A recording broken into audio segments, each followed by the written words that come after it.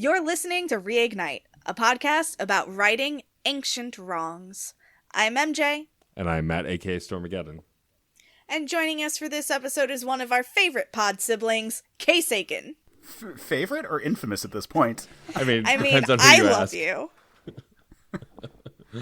Welcome back to the showcase. It's always good to have you here. I am so excited that we made a Mass Effect fan out of you. Dragon Age is next on the list, but we'll get to that. Oh no, that's the next parody I'm going to write. So it's been a little while since you've been on the showcase. So why don't you let folks know what you've been up to, podcast-wise and otherwise?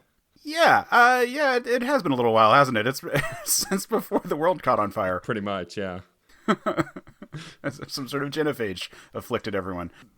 Keeping up podcasts pretty well. Scruffy Nerforders is still on hiatus because it's just been difficult to get people together, and that was my Star Wars RPG show that y'all appeared on one episode for. Yep. But I am the host of Another Pass and Men of Steel on the Certain POV network. Another Pass is a movie show where we discuss what could have been done realistically at the time of production and speculate on ways to improve films. And Men of Steel is just like a Superman gush fest. And because Wonder Woman 1984 has been pushed back several times, and we had just started to roll out Wonder Woman content the first time it got pushed back, we have been in this sort of cold war of just releasing Wonder Woman related material, looking at like every TV show, every pilot, like every major comic book run up until it comes out. And so now there's finally a release date, so we're like, okay, an end's in sight. There's only so much Wonder Woman. That's true. There can never be too much Wonder Woman. The weird part was like, what is an appropriate amount so that we hit all the big stuff without also doing all the good stuff up front. That's fair. Well, I'm glad that you have an end in sight. You got to love when you have a really good, dumb idea, and then it becomes a really dumb idea as you look at the horizon of what you need to accomplish. So I'm glad an end is in sight for you. And we're excited to have you back. There have been a few choices made in Mass Effect 2 since you were last on the show. And so we wanted to get your ideal choices for a few of them, starting with, of course, our favorite one to ask. Did you kill or rewrite the Geth in your ideal playthrough? All right, so I rewrote the Geth. Okay. I feel that killing is all the negatives of rewriting, but more final, particularly because of the way that it's sort of presented. Like, sure, there's a scenario of like, isn't this a greater atrocity to like strip them of their free will? But the way it's presented is that you're kind of just nudging them to making the right choice. So it doesn't feel quite as terrible. And also, they're still alive. I love that every justification has been a different justification, and I appreciate that because it only proves how complicated this choice is. Yeah, I mean, it's a tough moral choice, but from the standpoint of like, all right, well, they're just going to come to a different conclusion based on the data that we're providing, slightly modified now, then it like I said, it just doesn't come off as horrific as genocide. Fair enough. Yeah. Did you keep the collector base and give it to the Elusive Man or blow it the hell up? Fuck the Elusive Man. that we really like. I feel like I don't want shirts with curses on them, but I feel like that's one of the most common things said on this podcast. Besides, we should go. I mean, I was really proud of the episode that we did in season 2 because I do the episode art for the show, and I was really proud of the one that we did for. I think the episode title was "Fuck the Elusive Man," and I put his head just so it was obscuring the word "fuck," and then had him playing with toys and going pew pew. That was a good one, yeah. And finally, for Mass Effect 2, who did you romance? Did you stick with a current romance, or did you fall in love with someone new?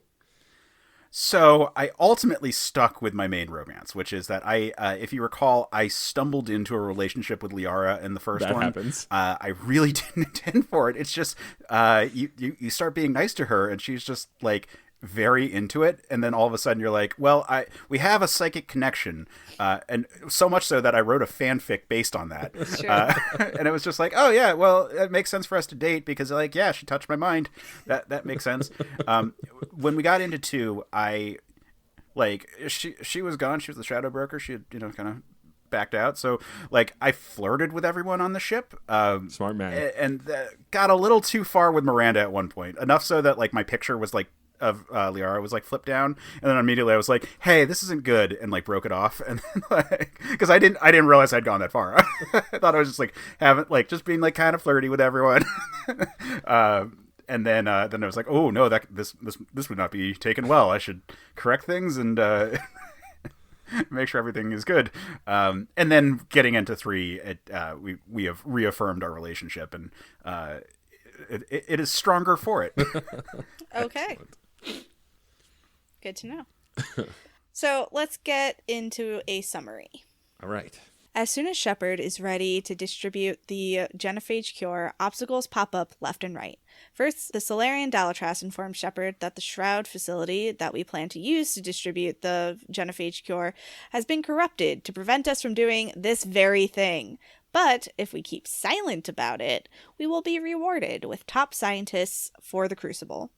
If that wasn't enough, a Reaper has parked itself at the Shroud and is using it to poison Tuchanka's atmosphere. Hasn't this planet been through enough? Shepard and their squad are separated from Rex and Eve and must make their way through the uncharted ruins of old Tuchanka to regroup with the team. Though the initial plan didn't work out, Eve has an idea to use the perils of Tuchanka against the Reaper. We summon Kalros, the mother of all Threshermaw, to distract the Reaper, while Morden gets into the facility and starts spreading the cure. What happens next depends on what our Shepards have done in the past. Yeah, this mission. Dun, dun, Yeah. dun. I'm going to take a shot in the dark and imagine that the 3 of us all had very similar go-throughs on this one. Oh, probably because we're not all, like, Terrible people. awful. Like, I'm kind of awful sometimes, but not that awful. That's fair. Yeah, I think that we all would have to have been pretty terrible people in the first and second game to not get a similar outcome. But that said, it is a very important case, more than ever this season, that we ask you why you chose this mission. Because apparently it was to the detriment of at least 3 other guests. I have to be honest, when I found out that this was becoming a thing, I neither was surprised nor sad. I've got to be honest. This is my favorite mission in this series. Flat out. It has just amazing fuck yeah moments. I think the way that that I played, and I think that generally a more Paragon kind of route, you just end up with so many like huge moments where it's so cathartic just across the board. And on top of that has some of like the really like nice emotional beats that it calls back to, like ones that you wouldn't expect. Like you figure Rex stuff is going to be in this mission, but to have like Morden stuff that's also really important, to have like so much feeling throughout this whole time. It's just it's the height of their ability to present a real emotional state and also a really exciting state. And it's so good. Like there are other missions that are really good in this game, but this I think is the encapsulation of like why you play a 3-part massive RPG. And so as soon as you guys put up the list or like the sign up sheet, I was like jumping on that one. And as I found out that other people were sad, I was like, well, but it was the best. It was really the best. So you don't feel bad for robbing this mission from 3 people? No, because I was just ready for it. Also, like I said, there are other good ones, but like it was just such a good one. Yeah, no, totally. And I mean, I've said on many occasions that this is one of my favorite missions as well. I think it's kind of a high point for the Mass Effect series. So, like I said, I would put this as top mission, and then the suicide mission from 2 as like the runner up. And then there's other stuff in the game that you haven't gotten to yet that I think start competing for bronze. But like this one, there's just so many reasons why it's great. I'm just so happy with it all. Well, we will get into that. But before that, we, as always do, to the much glee of Commander Nikki, we're going to do some check-ins. I don't really have that many. I have like 5 quotes that I want to highlight, and that's about it. Okay, I've got a few quotes as well. Mostly... just again continuing along the pattern of loving the things that happen. So why don't you mention some of the things that you want to call out? I checked in with Primarch Victus again, and one of the things that he said to me was, "Thank you for ensuring my son died with honor." And like, I'm proud of Tarkin. I am sad that this had to happen, because if his father had just fucking told me what was going on. Yep. Tarkin wouldn't have had to die with honor. He could have lived and, like, continued to build up his reputation and proved, like, what kind of person he was. Yeah, for sure. Rex says if the Turians pull another move like that, this alliance is off, which, that's totally fair. Totally valid. Yeah, can't be mad at Rex for that. Nope, I get it. Totally cool. Chatting with Edie, she talks about the war on Earth and what the Reapers are doing. They are convincing world leaders to come on to landed Reapers for, quote, peace talks, but any person that ends up on a Reaper ship is going to become indoctrinated. So it is an ingenious and awful tactic. They are masquerading as being interested in peace to confuse the populace because, as Edie says, quote, citizens busy waiting are not fighting. Yep. Yeah, I pointed that out too and wrote down a note about that. It's horrifying and makes sense that the Reapers would try to do it, but thankfully, and of course Shepard's like, well, make sure they don't do that. Stay away from them. Tell them not to go anywhere near them, which is like, duh. Also, for the record, when I walked into the cockpit, I got the joke that you talked about last time, Okay. where Joker talks about a Solarian and a Krogan, and I do love that immediately. Like, I love that whole discussion. I know we talked about it already, but like, just Edie calling him out that it's racist, and Joker trying to explain, well, yes, but also some people work out how they feel through humor this way. Like, it was just cool to see that conversation happen. Yeah. Because there are two sides to it, and I can see Joker's point, but also I can see Edie's point, and I personally tend to be more on Edie's side of if this joke can, like, actively foster harmful stereotypes, maybe just don't make it. Yeah. Next thing I have is Rex questioning Garrus about his knowledge of the bomb, and Garrus insisting this was just as much a surprise to me as it was to you. Rex is pleased with that, but the second he's off comm, Garrus turns and says, please don't let him near the comms. Yeah, and I like that Rex was like, I just wanted to see you sweat. Do you sweat? You always look so calm and cool. I love the conversation. It's great. Before I went downstairs and heard that conversation, I did check in with Traynor. And what I really love about that conversation that Shepard has with Traynor at that point is Traynor talks about how watching what Tarkin did and, what Shepard did, and that she could never do that in that position. She could never do that in the field. And Shepard's like, but you've done so much already that you never thought you could do. You're a good soldier, and like kind of building her up. And she's like, yeah, but if I ever go in a situation like that, at least just make sure I'm wearing heavy armor or something. Well, to augment that conversation with Traynor, Traynor's actually the one to have this pause and this moment of saying, I want to say I could never do that, but I don't know if that's true anymore because of my exposure to you, meaning Shepard.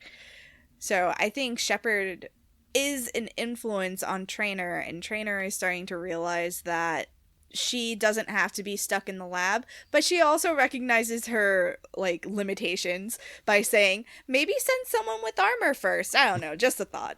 Yeah. It's a great conversation. I really love it. I love the development of this character. And my last note is about Javik and Garrus talking, and Garrus is very much like, I hate this conversation. Yeah. And Javik is saying how, like, oh, if only the Turians had been around, like, when the Protheans were in power, you would have been a really great addition to our empire. And Garrus is like, you mean slaves? Yeah. And Javik's like, subservient race, that's what I said. Conversations like this show how fish out of water Javik is, and how he just states things so matter-of-factly that are not great. I just found it so funny that Garrus was like, okay, this conversation is over. I don't like talking to you, and just ends it. Yeah. And Javik has so many nice things to say about Garrus afterwards. Yep. He's just like, oh, he has such a great understanding of strategy. And I'm just like, yeah, okay. Sure. You know he hates you, right? Not fond of you, Javik. And that's it. That's all I got. I didn't. I checked in with Liara and didn't get any of the cutscenes that you got. So I don't know if they're related to how your relationship grew in the first game. But I don't know. I didn't get any of them. I don't think it is. Case, are you familiar with? I had a scene with Liara where she came up to my cabin, and she had a box of her time capsule. Yeah, her time capsule. Yeah, and she wants to talk about Shepard's entry in it. So I actually got the benefit of watching that play out two different ways because my partner started playing Mass Effect shortly after I finished it. So I've been watching her play through, and like when she was getting close to Tuchanka, I made a point of like sitting and watching that just to refresh myself because I ended up playing quite a bit before this recording. And when I watched her have the basic same scene with Liara, I don't think I noticed any differences. Yeah, because I didn't. I mean, maybe it happened already and I forgot, like before the last recording or something. I don't know, but I didn't get it this time either, so I'm not sure. I will say though, there are a lot of scenes that sometimes your informed state in relationship with the character affects it in ways that aren't actually conveyed by the dialogue. Like I've noticed that there are scenes where like a character will be speaking to a male shep versus a femme shep, and their dialogue is in no way different. Like it's the exact same take, but it comes off differently just by virtue of like who the characters are different and their relationships are different. All right. Yeah, I mean, you must have had it already. I guess so. Comes around this time, and Yeah. also I think you don't get it until you have a conversation with her about her existential crisis of being like only 100 years old. Yeah. My guess is maybe I'm behind on check-ins and that'll have it after this. I don't know. I don't know when it actually has to happen. So I guess we'll see. If it doesn't happen at this point, then we'll just assume that it happened already and I somehow forgot, which would be on brand anyway. So now it's time to cure the genophage. Look at that. We were done with check-ins before an hour. I know. Only took 20 minutes. Yeah, Nikki's going to be bummed. Time to cure the genophage, friends. Yeah, super simple, right? No problem. We're just going to get it done. We're just gonna like have all the Krogan line up, and we're just gonna give them the vaccine, and it's gonna be fine. Yeah, right? Totally. Exactly. That's exactly how it works out. Thanks for coming to this episode. By May, everything's gonna be fine. By Easter. So, before we get into the mission, of course, let's talk about who we brought. I brought Liara and James because I brought the number one Krogan fanboy. I had to bring him. He's like my himbo best friend at this point. And I brought Liara because her and Rex are really close. I'm disappointed that it didn't actually matter that much for this mission, which is fine. Yeah. I brought Garrus and James. They had some banter, but it wasn't super important. Do you remember who you brought the first time you went on this mission or the most recent time, Case? Yeah. For a good chunk of Mass Effect 3, my team was always Liara and Garrus. And part of that was just because Garrus is my boy and I trust him implicitly. And Liara was my lady friend. And, you know... Every mission you go on... Every mission is a date! Yeah, basically. Also, I was playing a soldier, so, like, I didn't... Like, it's the same problem I had with Grunt in Mass Effect 2, where I just didn't need him in terms of, like, rounding out the... Like, what my party kind of required. And I just really enjoyed the banter between them. I have to say that Mass Effect 3 does an amazing job with the cutscenes of making it feel really natural how like they insert certain people into it in a way that the previous ones didn't really have. So it felt really good across the board to have these two that I had this history with. And I was really glad because actually a lot of stuff that happens on Tuchanka, like I was appreciative of Liara being there because she has an archaeological perspective on things. True, yes. I didn't think of that. I didn't know it was going to be that way when I started the mission. but Exactly. But then you get there and they're like, "Oh, I'm really glad she's here." Yeah, it worked out. So when we decide to start this mission, there is a Reaper parked at the Shroud, just fucking up our day. Yep. Already makes it incredibly complicated, and we haven't even done anything yet. Yep, using the Shroud to poison Tuchanka's atmosphere. Hasn't Tuchanka been through enough? Just leave Tuchanka alone. Yep. Yeah. Yeah, I've got to tell you, like, before I got into Mass Effect, the thing I knew about Mass Effect, like the lore of Mass Effect, was the genophage and the Krogan stuff. Huh. So, like, I always thought that that was, like, abhorrent. And, like, if whatever I could do to right that wrong, I would do if I ever played the game. So, yeah, they've been through a lot. Yep. I was really glad to be participating. And I was also like, yep, of course, we're finally going to have to go face to face with the Reaper eventually. Yeah. Well, this isn't even as face to face as we get with the Reaper later on. That's true. Not as much, but it's the first time you actually do have to confront it, and I think it's a really satisfying way to confront it. As we mentioned in the summary, we are confronted by the Dalatrass before we get on the shuttle, where they continue to be a jackass and continue to throw shit in our face to make us feel bad and try and convince us that they're right, which they are not, and but we don't resolve it. We're given this information and told what to do with it. So basically, the Dalatrass tells us, like, so here are your options. You could let them try and cure the genophage, knowing that it won't work, and then don't tell anybody. Just shh, keep it a secret. Keep it a secret between the two of us. And then, if you do that, I will give you scientists.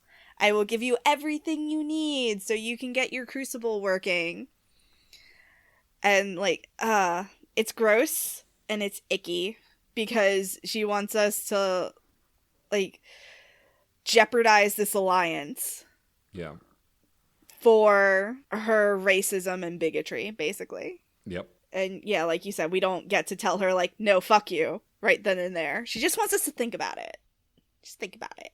And then when we finally actually launch the mission and we're on the shuttle, as we're seeing all of these new developments come up, we are given the opportunity to say something or not say something. And as I assume all three of us tried to say something, you don't get to because the ship almost crashes. And you're like, I guess we'll talk about it later. Fuck you with your miscommunication bullshit.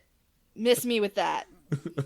So the plan hatched between the Krogan and the Turians is that the Turians will come in for an airstrike while the Krogan do a ground assault. And the Krogan are all supposed to meet at the Hollows, which is their sacred ground. And when we get there, there is a fight that pretty much breaks out immediately. We have to protect Eve.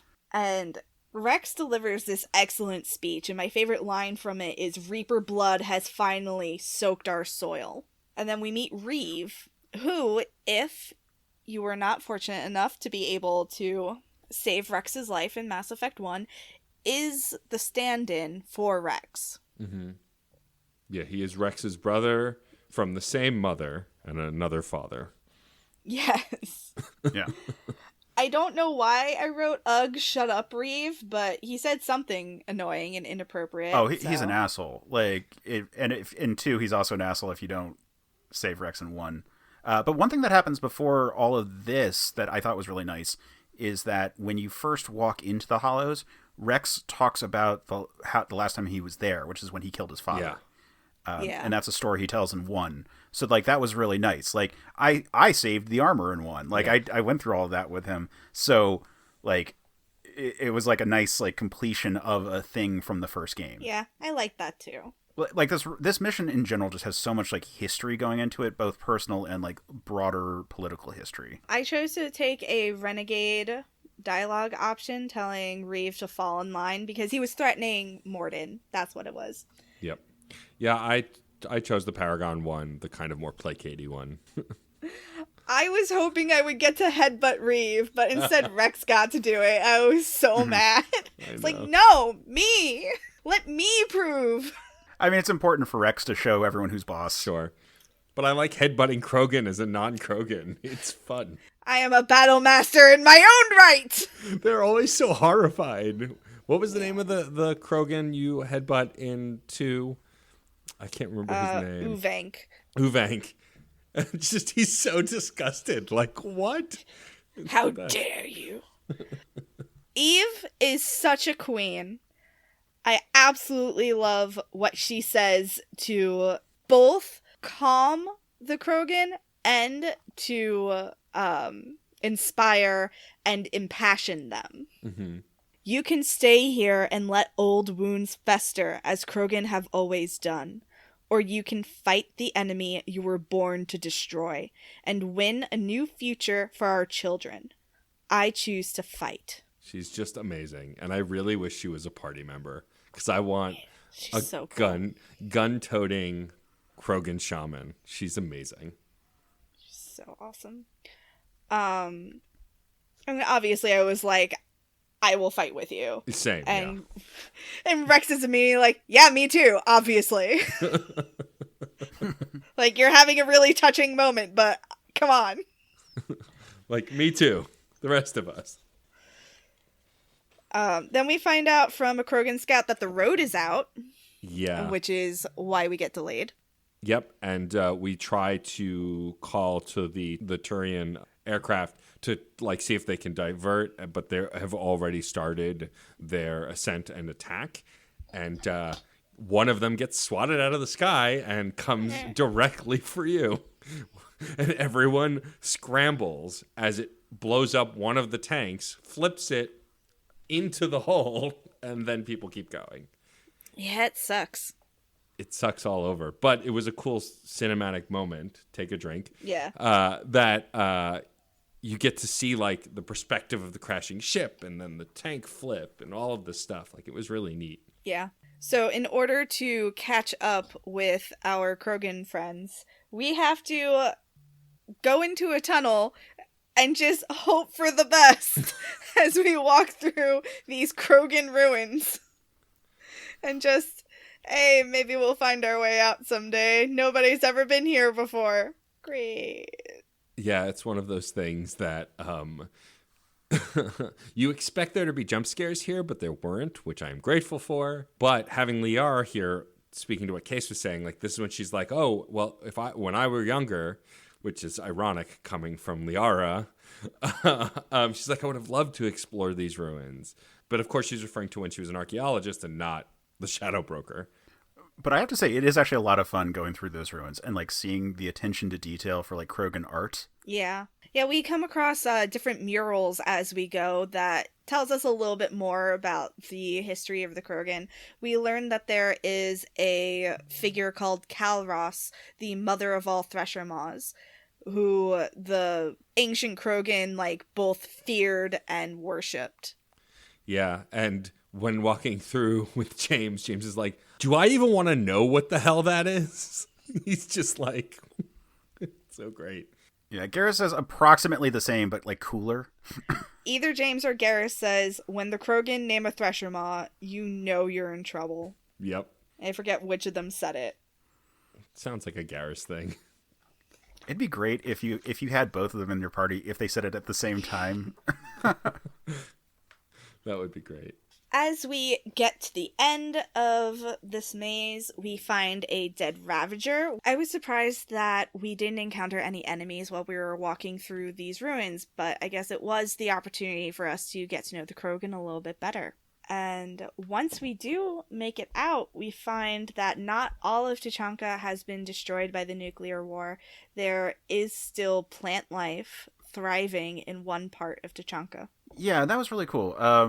Because you like up until this point, we basically had only seen it as like a desert, and seeing kind of a more lush, ancient past was just like kind of inspiring. Like you can kind of see what Krogan used to be. In fact, we literally see what Krogan used to be because we see the statues of Krogan, and they're much more like Olympian in form. And like you like. Krogans have this whole like reputation of being these like monster slayers, these like heroes, and up until this point, most of the time, even the good ones have been more like just brutes and mercenaries. So it was like really nice to be like, oh, here's their artistic legacy of the crazy this crazy dragon slaying world that they come from, where they would, because the Thresher Maws are basically dragons, and like they were knights that would fight them. That is an excellent comparison. I like that, actually. I'm into it. There was a lot of fun banter. I didn't really make note of all of it, but I remember just being like, you guys are dumb and I love you. That sounds about right. Eve has an idea. I'm not sure if it's a good idea, but Eve has an idea. Yeah, apparently the gladiatorial hammers that would summon the smaller Thresher Mars for the right, which we did in the second game, there are giant ones in this giant arena. And Eve thinks that if we set off both hammers, it should summon Kalros to distract the Reaper and fight with it. And even Shepard at one point goes, this is an idea. This is a crazy idea. And for Shepard to be saying it's a crazy idea is saying something. I took the opportunity to say, well, we've done weirder. Oh, yeah. See, I went the other way. I was like, it's not the weirdest thing we've ever done. I'm just going to put that out there. I really like the line, if Tuchanka has a temper, Calros is it, because that's true. Yeah. Also, Rex has this really great moment with Shepard where he's like, we may not make it through to the other side, so I have to tell you, you've been a champion to the Krogan people and a sister to me, to every Krogan born after this day. The name Shepard will mean hero. I'm just like, man, you can't make me cry when I'm about to go summon a Thresher Maw. I have to. That is such a good scene. I have to go dodge Reaper Blasts now while I'm crying. Shut up. You're my brother. Yeah, I'd be remiss if I didn't mention that full speech happens after you take a a Paragon trigger to like do a proper like hand, like not fist bump, but like handshake thing. You are wrong.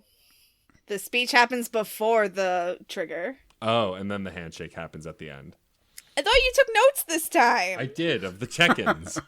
I mean, either way, it's a really uplifting speech, especially considering like your history with the character and, you know, the progression over time. And you've seen how he grows and how, like, even though you're different species with different concepts of what is an appropriate level of violence, you have become friends.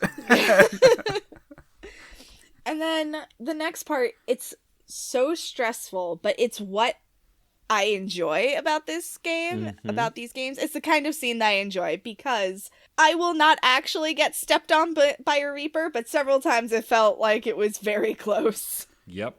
Yeah, if you have full shields, the Reaper stepping on you cannot kill you. However, if you're low on health, I think it can, but that hadn't happened. Oh, wow. I didn't think you actually could die. I'm not sure, because I've not died. But I know it does take out your shields when it steps on you. There's this fervent panic of combat as you're fighting brutes while running under the feet of the Reaper to drop these two hammers. And my favorite, there are a lot of great moments here as you're doing it. The combat is frenetic. It's fun. I'm coming into my own. Oh, that reminds me. I was wrong. In the last episode, I thought you could take more than one bonus power. It just turned out I never took my bonus power. Because when I tried to check that today... that makes sense. Or this playthrough, rather, I couldn't get another power. So I stuck with Flare, which is like a big biotic explosion, which very useful against these brutes. But one of my favorite lines is when you're going for your second hammer, whichever one you do second, Rex is like, come on, Shepard, hurry it up. And like Mark Meir does a lot of yelling in the third game. And he's like, Rex, I'm a little busy. I'm trying to not be killed by a Reaper. And just Rex goes, Yeah, you get all the fun. I love it. It's so perfectly Shepard and Rex, especially at this moment. Yeah, they have a really good dynamic at this point. Can I actually stop and mention just the thing about the Reapers at this point? So, like, up until 3, we hadn't dealt with the Walkers. I forget what class they're called. Are those the Harvesters, the ones that land? Either way, they're effectively the tripods from War of the Worlds. Right down to they have a big horn sound and they've got a heat beam. I love it because Mass Effect, the best part of it is that it is a big mishmash of all sci-fi tropes combined together in a really well done package.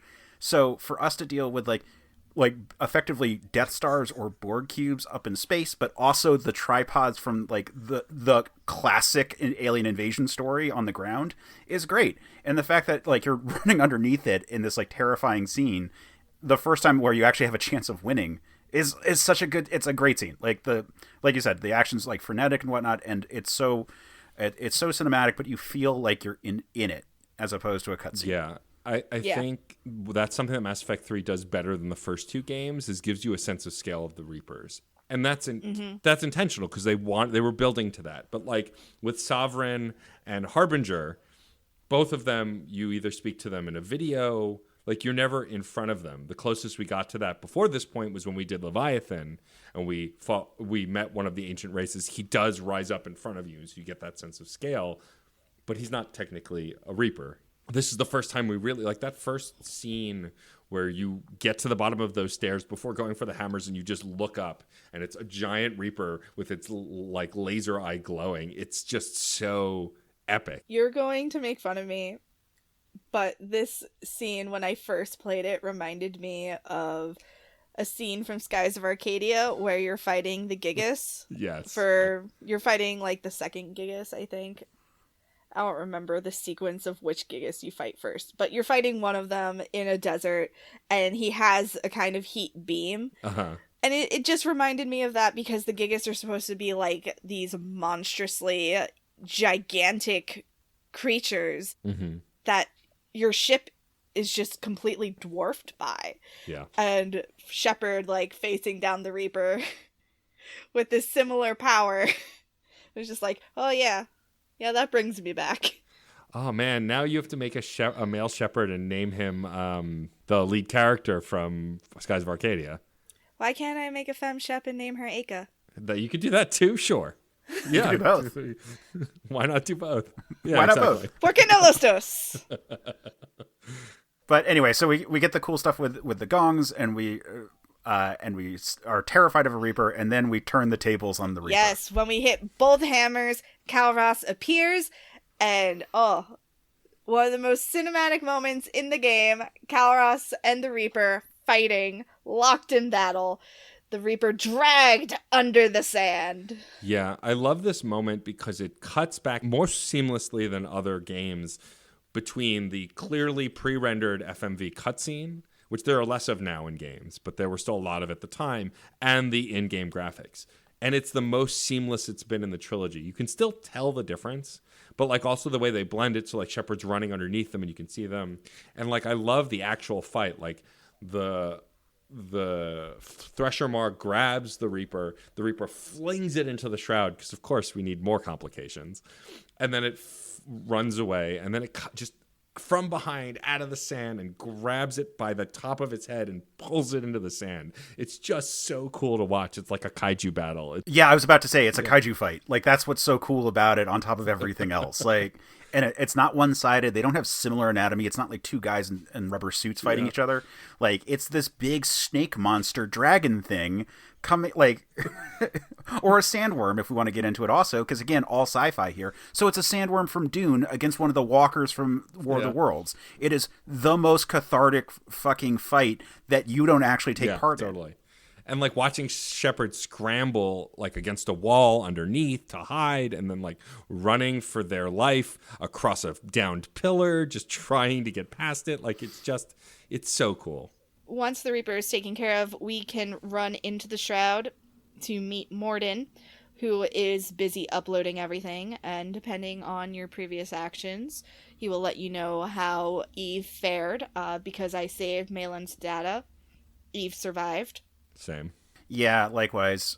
And because of the damage done by previous STG teams, Morden has to be the one to go up to the top of the Shroud to counteract the damage and make sure that everything is fixed so that way the cure goes out effectively. Yep, and because of Kalros being flung into the Shroud, it is currently in the process of blowing up, essentially. It's coming apart. Yeah, and this is the part I didn't expect. Like, I expected Krogan stuff. I was excited to see that we were getting a Thresher Maw thing, which was so cool. But man, I don't know why I just didn't see it coming that we would have a big moment with Morden this way. Yeah. There's a Paragon action you can take to try and tell him, like, you don't have to do this. Mm-hmm. And, he tells you that it does have to be him. Has to be me. Someone else might have gotten it wrong. Yep. And then you can say, I'll miss you, or you're a good person, you're a good soldier. And I'm mad. I'm mad here for just a minute because the option for Shepard is to say, as a man, I'll miss you, which is such a beautiful moment between two men being emotionally deep in a video game, and that's not what Shepard says. Shepard says something else. I was so annoyed that I don't even remember. He just doesn't say the words, I'll miss you. And it frustrates me because there's no reason to mask that or change it. It should have just been Shepard emotionally saying, I'll miss you. Because that's powerful. And that's how I felt in that moment. But we don't get that. We get, you'll be missed, or it won't be the same without you, or whatever. Hang on. I have to look it up real quick. Sure. because I want to know if it's the same thing that FemShep says. Sure. Either way, I agree with you. Yeah. It's just frustrating that you have this emotional moment. I'm already upset as a human person playing the game, especially the line that Case you just said, like when he says it had to be me, someone else would get it wrong, might have gotten it wrong. Like that's such to the core of Morden and how he's been through the previous game and this game. Yeah. Well, and then he has like the saddest goddamn line when he says he would have liked to study these seashells. Yeah. Oh, Shepard says I'm sorry. That's what it is. Yeah. And it's like, I get it. I'm sorry is still good too, but it's like, I'll miss you so much. I'm sorry. And like, or something. Like, it just wasn't as vulnerable as the text implied. And we've complained about this before, that Mass Effect gives you the gist of what you're going to say, and then it's not actually the gist. It's something way off. Yeah. And it just felt so important to me in this moment that it be the words, I'll miss you, because there's nothing wrong with saying that. No, I agree with you entirely. My headcanon is that the options are what Shepard is trying to say, and then it just Right. comes out weird. I mean, yeah, and that makes sense to a degree. I hear that. It's a bummer when you want to express something a very specific way, or like some of the Renegade stuff where we take it to be a little bit of an asshole and then Shepard's a complete dick. I know that, MJ, you've complained about that a bunch. Like, you take your occasional Renegade line because you want to be snarky or be a bit of a dick, and you end up saying something terrible. And you're like, I wouldn't say that. Yeah. I just verified FemShep also says I'm sorry. Yeah. So at least it's something that both of them say. It's I consistent. agree with you entirely that they should have just let it be like an emotional moment between two friends. Yeah. Where it's like, this hurts. Like, it hurts to let you do this, even Yeah. though I recognize that you have to. Yep. But But both male and FemShep are emotionally stunted. yeah. I mean, that's part of it too. I know that doesn't make it better, but Yeah. at least they didn't give FemShep like the more emotional line, Right. and then make male Shep be a stoic man. Yeah. Yeah, way worse would be if like FemShep had like a single tear drop or something like that. You know, like Yeah. some scenario where it's just like, that's, yeah. At least it's the same. Yeah. Yeah. This time when I played it the other day, I didn't get outwardly emotional, but the first time I ever played this game, I was in tears. I was inconsolable with Morden giving up his life. I don't think I was. Yeah. Like, I don't, like, it's definitely sad, and I definitely feel for the character, but I don't get as emotionally worked up over Morden Mm-hmm. as many other people do, and I'm not sure if that's something wrong with me. No, I think it depends on your personal connection to the character as well as your Shepard's, right? Like, I really loved this character. I also think it's interesting. I don't remember in a previous playthrough him humming or singing while doing the computing upstairs, I'm the very model of a scientist Solarian. Like, I didn't remember it playing into even those final moments. And it's possible that maybe on my first playthrough, I didn't get that Easter egg, and so he doesn't do it the rest of the game.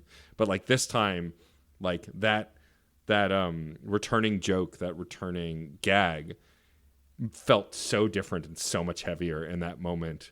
Like, because it shows how calm and he's in his happy place doing the right thing. And he's not sad doing this thing. He is content to sacrifice himself to right an ultimate wrong that he committed. Yeah, I didn't take that as him being in his happy place so much as like calming himself. Right. Yeah. Yeah. Sure. That makes sense. But like that was a big call out for me. Like, again, this mission had a really good time taking nice either fun or just like character beats that we've got before and really making them matter. Mm-hmm. Like him singing that, you're like, oh right, he is this very three-dimensional character who has done some fucked up things, and like this is ultimately his penance. Yeah. That he is taking, not as a coward, he's willfully taking it, but he understands he did things wrong. He says it has to be him, and it's not just because technically speaking, like it's him doing it because he deserves it. Like he has to set right the things that he had made worse before. Yeah. And that's one of the reasons why I respect Morden so much. Yep. While I did not get outwardly emotional or overly emotional over the loss of him, I understood that this sacrifice was something that he had to do. And for me to take it away because I'll miss him is doing him an injustice. Yeah, for sure. Yeah, but they did also make the decision to not only show him working on it, but then to cut back to it right before it blows up and having him hum, the Signs of Solarian right as it happens is just like, it's such a gut punch way to shoot it. Yeah. For sure. But BioWare. We should mention at this point also, none of us saved Morden, but there is a way to save Morden, which I only found out very recently. If you do not save Rex in the first game and you do not get Malin's data, you can keep Morden from dying. But that's the only way. And that is super weird. Yeah. And I've never done it. The reasoning is... Yeah. You can't convince Morden to walk away from curing the genophage if Rex and Eve are aligned to lead the Krogan people because he believes in them so much. Yeah. But if Rex isn't there, then you have Reeve, who is an awful, awful person. And if Eve doesn't survive the procedure to synthesize the cure, then the only leader you have available to the Krogan people is Reeve. Right.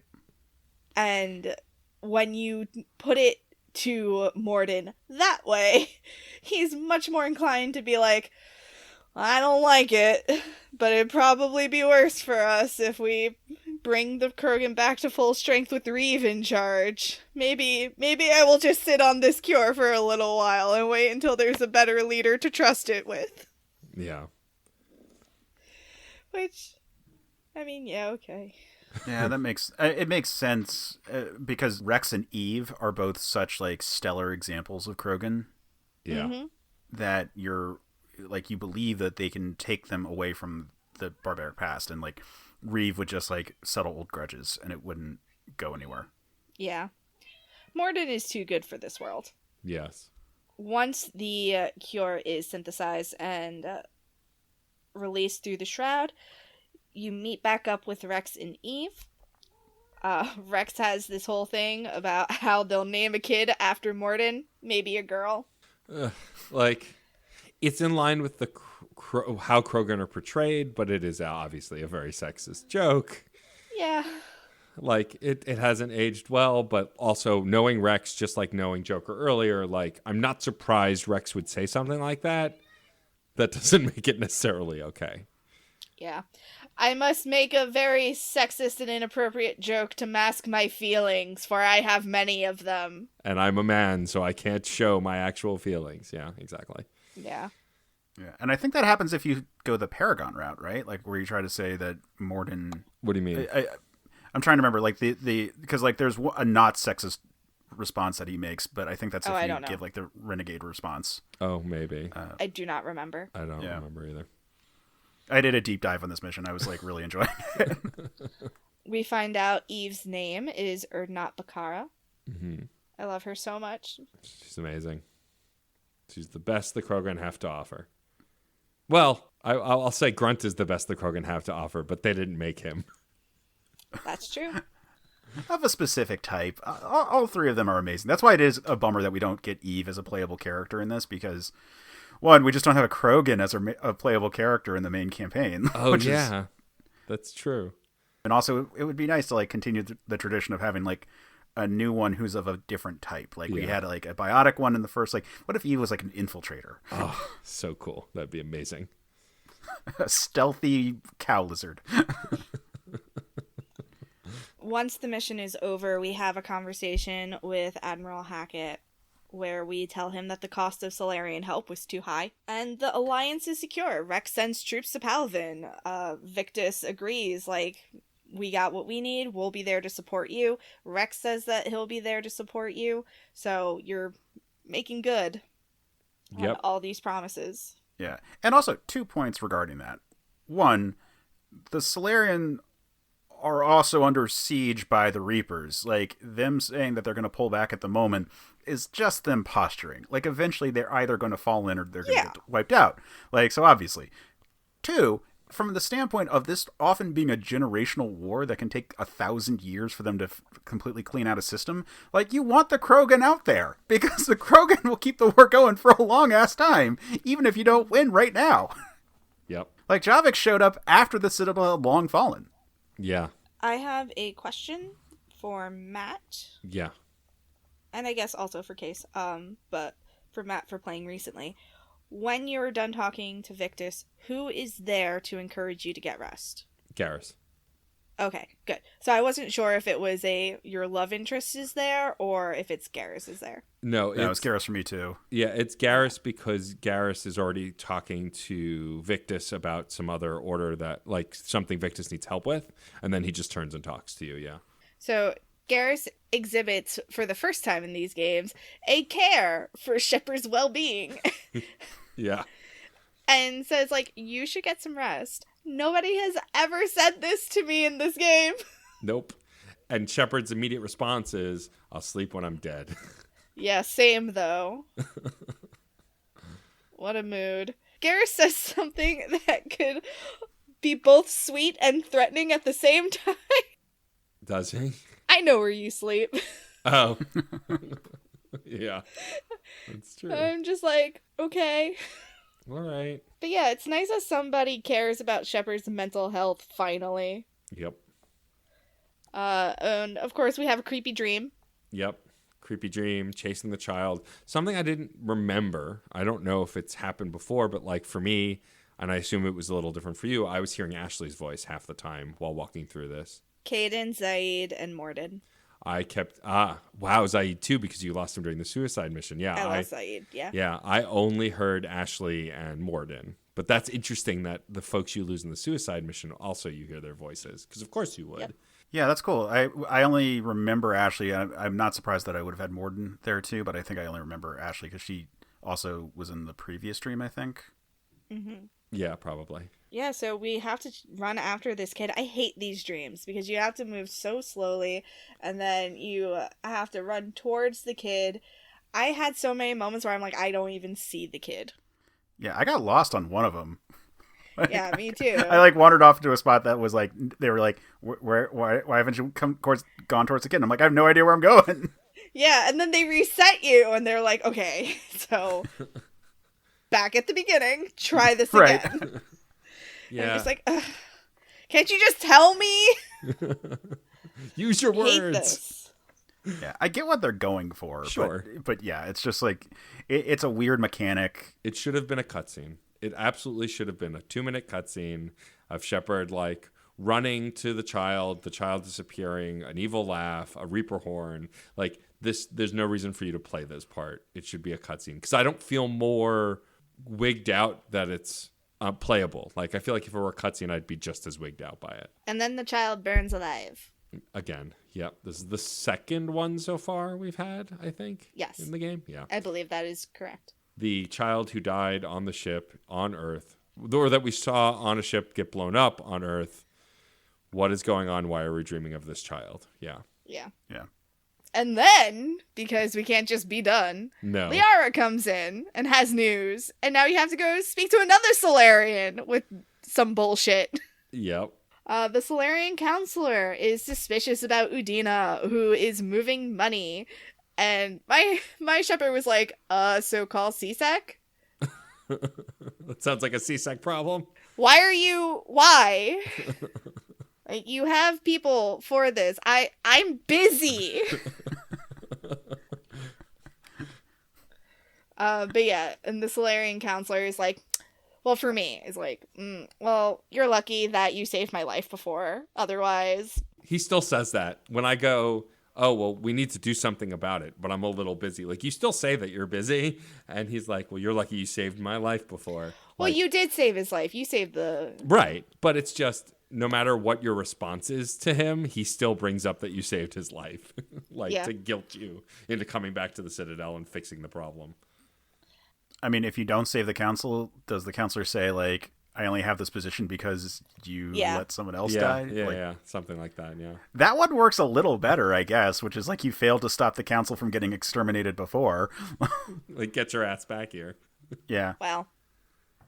it'd make more sense if they went to Garrus, because Garrus at least used to be C-Sec and would probably have Yeah. contacts or something. Right? Yeah. Like, why are you on comms? Go get Garrus. Why are you going through Liara to get to me? Like, at no point have I ever been a cop on the Citadel. Just acted like a cop sometimes. That's true. All cops are renegades. Yeah. All cops are renegades. Yeah, exactly. All cops are renegades. All C-Secs are renegades. Oh, God. Oh, no. Anyway. Before we go away from this mission, this is the last time really in the game where the Krogan matter a ton. It's true. You don't really have big interactions with them again. Like, they're there, their forces are there, they matter like as part of your forces. Like, you talk to characters again, but this is the last point in the series where like there's a big Krogan emphasis. Yeah. And I just want to talk for a moment because I fucking love the Krogan as a concept of a species. Like, sure, there's a lot of ways where they're very Klingon-esque. Like having redundant biology and a latticework ribcage and like a lot of plates on their head, but I also just love that they're like this weird camel cow lizard thing as a species, and they're so cool. like when someone was like, how do we make an animal that just probably won't die, like whatever you do it probably won't die, like what if we just make it the thickest thing we can with bony plates and fat reserves all over. Yeah, I mean, they are definitely unique.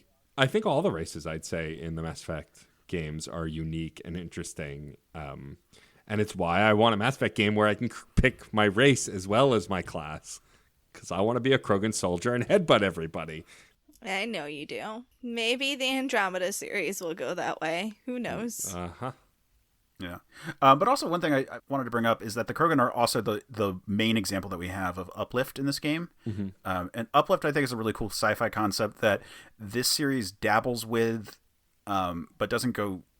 And there's like an element of the Reapers kind of doing it too. Like the whole idea of them like creating like a path for technology to go along, like the mass relays and all that.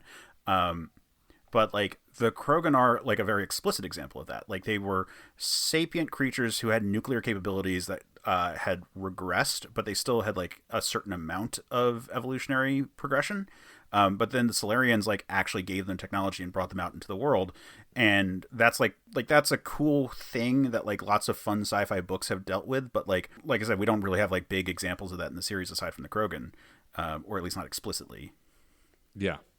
Yeah, and they reference it cool. multiple times, especially when dealing with the Dalatros and, the Solarian Counselor and stuff. They do bring that up quite a bit. Yeah, I don't know. I just wanted to gush about Krogans for a minute. Like, this whole mission is so much fun. Like, the fact that we got to see their art and their architecture.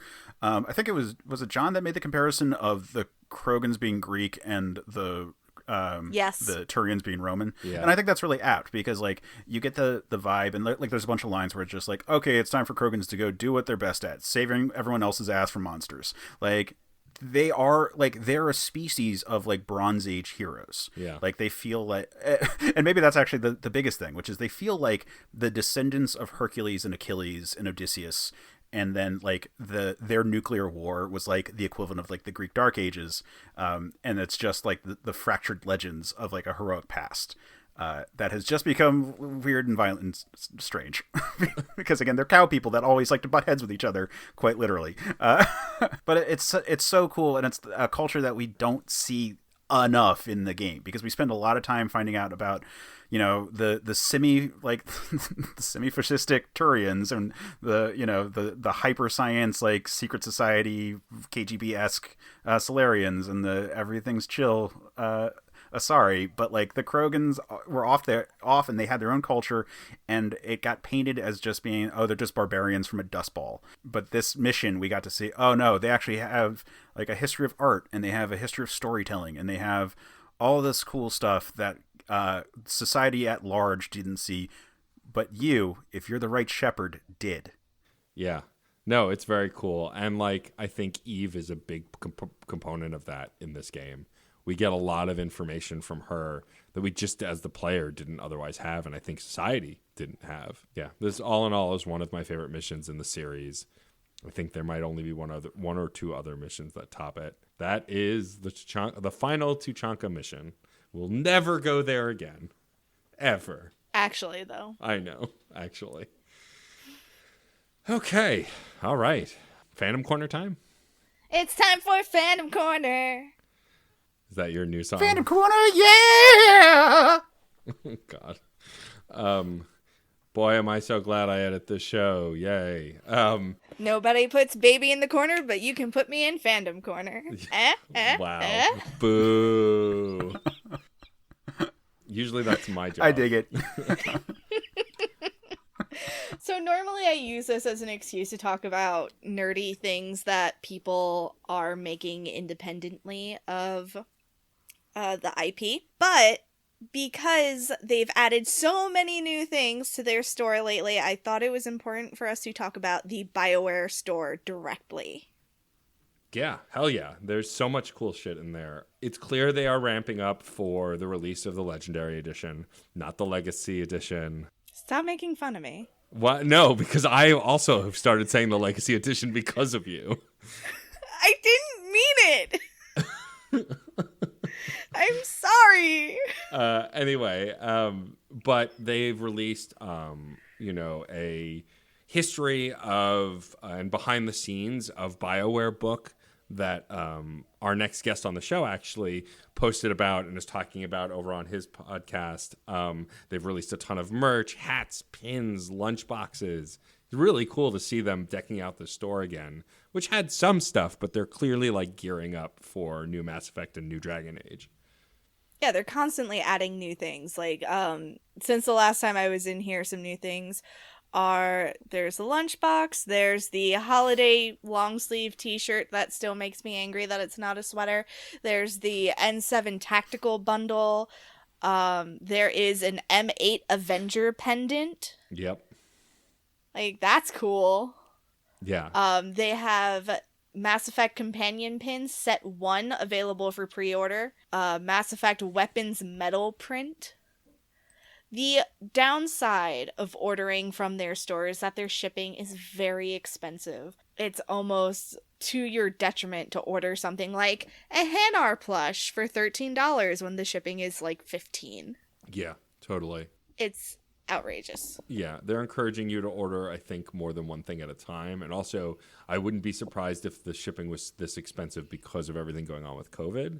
I imagine that might be making it harder, or less people are in the warehouse, or any of those things.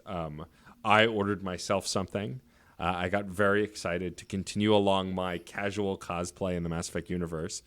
First, I got as a gift my leather jacket, which allows me to cosplay as Shepard. But now I have bought. They have on the store a Joker SR2 hat, which I have bought, and so now I can casually cosplay Joker as well. I'm upset that you bought it because I was planning on getting that for you for Hanukkah. Yeah, well, I didn't know, so I bought it. I wanted the thing. I was hoping you would never find out. Well, too late. So I was hoping you would never go to the store again. Do they have like an N7 yarmulke? That would be a very appropriate Hanukkah gift. Unfortunately, they do not. They do not. Though I'm sure, Case, if you Googled N7 yarmulke, someone has made it. Probably. Especially now that we've said it on this podcast. My husband ordered the Mass Effect Legendary Edition lunchbox. I do not know what we will do with the lunchbox, but it comes with art prints and an Omniblade pin and a patch that says Honor the Fallen. I feel like I've talked about this lunchbox before on the podcast. Sure did. I don't remember. I don't remember what I talk about on the podcast and just in conversation with you. It's fine. But yeah. We have to have all of our conversations on the podcast from now on. Ugh, that sounds so exhausting. Always be podcasting. It just means that we can't talk unless we're podcasting. Exactly. But yeah, you can go to gear.bioware.com, and that's where you find not just gear for Mass Effect, but for all of the games they've made. They've got a lot of really cool stuff there, and they've added a ton of other stuff. They have stuff for Anthem, but who cares? But, I mean, yeah. I mean, the rumor is they're still going to give that thing a second life, and I hope it does, because I want it to be successful, but I'm not hopeful for that. I'd rather just play Destiny 2, if I'm honest. Anyway. Also, before we wrap up Phantom Corner, I do want to take a moment to publicly thank MJ, our listener Meg, and Meg's mom, Tina, I believe is her name, yes, who I think you're right. together conspired to make me, and I've posted this on the Reignite Twitter and my personal Twitter, a Legion crocheted plushie. It's the cutest thing, and I love it. It's even got like the little like N7 on its chest and a hole in its chest. It's perfect. So thank you to the three of you for conspiring together to get that made for me. I'm told that Tina's mom, or rather Meg's mom, Tina, is the one who actually made it. She's made others, and that's amazing. So thank you, thank you, thank you. I love it so much. It is prominently displayed next to my Krogan son. Yeah, I expressed to Meg that I was having difficulty with the pattern, and she said that her mom makes dolls all the time. So she had her mom like make a test one for Meg, and I had told her like if she can make it and it doesn't give her a headache and it's not a hard thing, can she make one for Matt and I'll give her money? And she did. So that's excellent. Thank you for making that happen. Thank you for sending it to me. That said, it occurs to me that if folks want to send us stuff, I don't know that we should be giving out our address. So I think at some time after the holiday season, I'm going to invest in a P.O. box, probably for all of my podcasts, so y'all can send physical mail if you like. That said, it's a pandemic. Stay home. Don't send us anything. But if you're so inclined to, I feel like it would be a good idea. Or order us stuff online. Or order us stuff online and mail it to us. But I feel like having a P.O. box might be a great idea because I would like to do like fan mail, fan letter stuff too. Because there's something about a physical letter that's really cool. Will you do the Blues Clues mail song if we get physical letters? I mean, yes, I do it all the time. Good. I know the song by heart. I could sing it right now. Save it for when we have a letter. Okay. But that said, thank you again, Meg. Thank you, Tina. Thank you, MJ. I love my new Legion plush. He's amazing. I should post another picture of it and tag DC Douglas in it. See if he wants one. See if you can get him to say Stormageddon Commander. I mean, he probably has a cameo, so we'll see. We talked about that. We did. Did you guys plug the animated versions of the N7-Day stories, or did you just... We didn't. We didn't, but thank you for pointing that out. Yeah, not to toot my own Reaper horn, but... I was going to say, if you wanted to talk about it under the case self-promote, okay, that'd be a good spot to do it.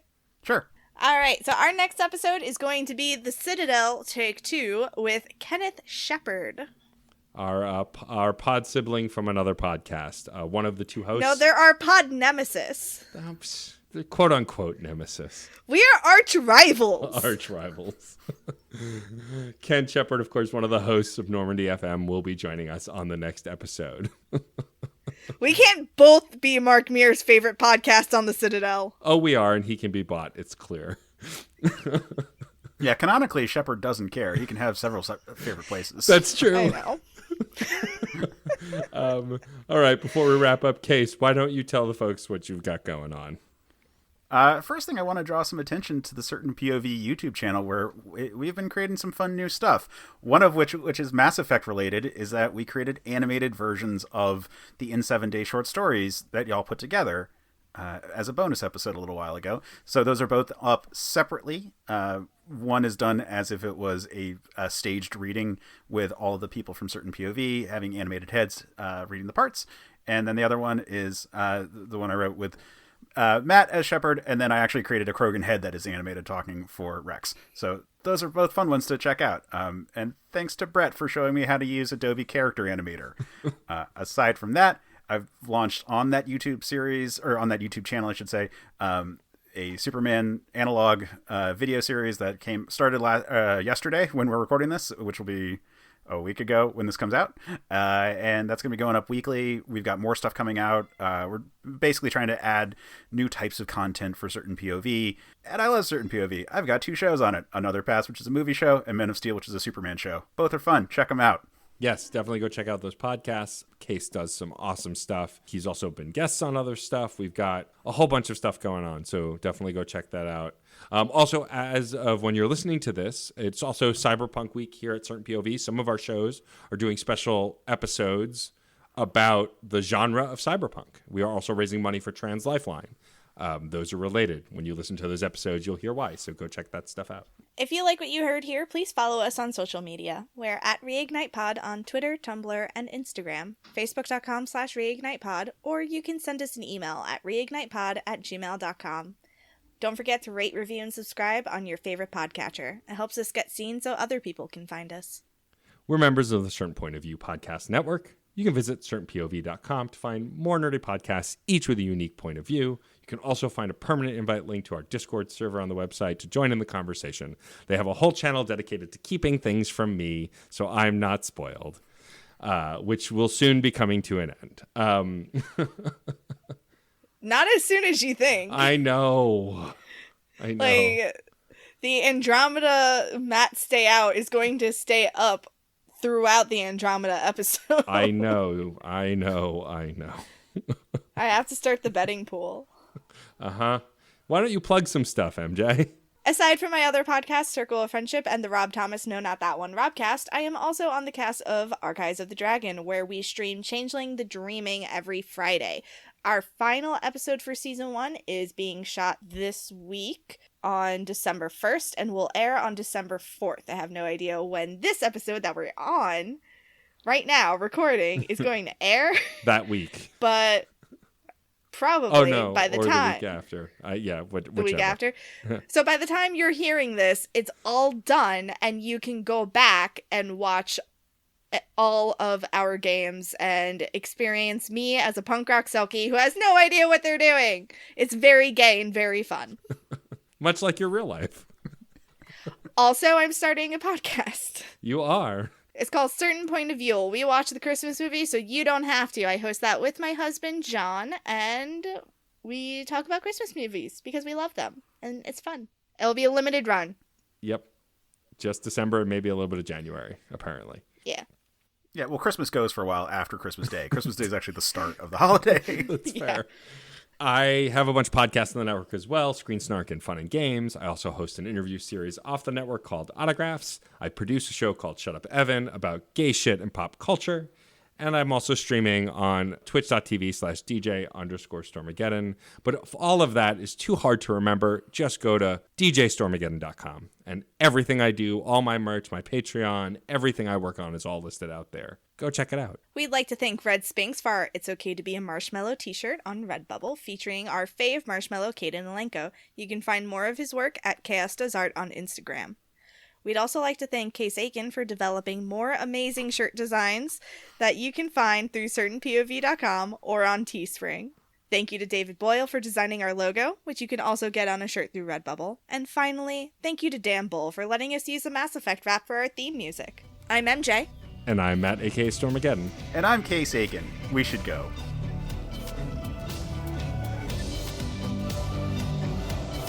You're listening to Reignite. I'm Commander Shepard, and this is my favorite podcast on the Citadel. And I'm Case Aiken, and given how everyone hates me at this point for taking this mission, we should go. You're fired. You're the worst. Hey. Oh, hey, Jeff. What's going on, guys? Oh, talking about Superman. Oh, cool. I could talk about Superman. I could talk some more about Superman. We know. I'll bet a few people would want to get in on this. I'm down. You know it.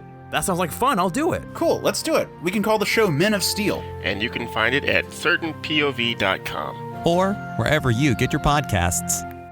Yay. CPOV. CertainPOV.com.